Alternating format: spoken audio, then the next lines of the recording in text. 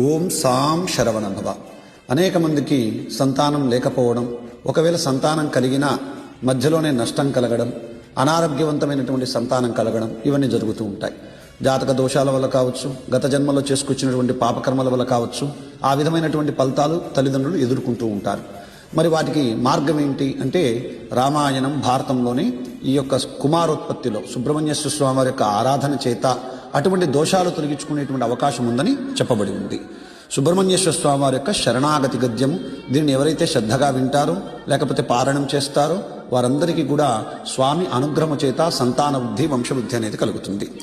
ఓం దేవదేవోత్తమ దేవతా సార్వభౌమ అఖిలాండ కోటి బ్రహ్మాండ నాయక భగవతే మహాపురుషాయ ఈశాత్మజాయ గౌరీపుత్రాయ అనేక కోటి తేజోమయ రూపాయ సుబ్రహ్మణ్యాయ అగ్నివాయు గంగాధరాయ శరవణ భవాయ కార్తికేయాయ షణ్ముఖాయ స్కందాయ షడక్షరస్వరూపాయ షట్క్షేత్రవాసాయ షట్కోణమధ్యనిలయాయ షడాధారాయ గురుగుహాయ కుమారాయ గురుపరాయ స్వామినాథాయ శివగురునాథాయ మయూరవాహనాయ శక్తిహస్తాయ కుకుటధ్వజాయ ద్వాదశభుజాయ అభయవరద పంకజహస్తాయ పరిపూర్ణ కృపాకటాక్షలహరి ప్రవాహాష్టదశనేత్రాయ నారదాగస్త్య వ్యాసాది మునిగణవందితాయ సకల దేవసేనా సమూహ పరివృతాయ సర్వలోకశరణ్యాయ శూరపద్మతార సింహముఖ క్రౌంచాసురాధినవనాయ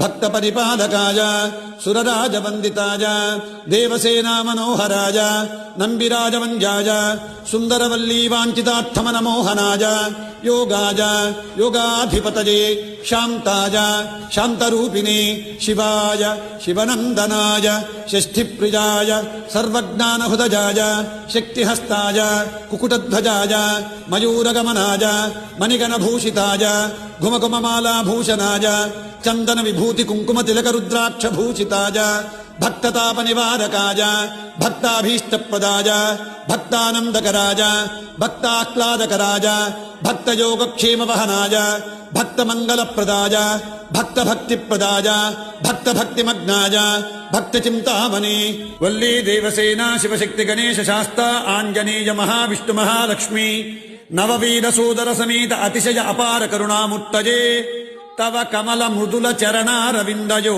నమో నమః. శ్రీ శ్రీ శ్రీ సుబ్రహ్మణ్య స్వామిన్ విజయీ భవ, జయ విజయీ భవ.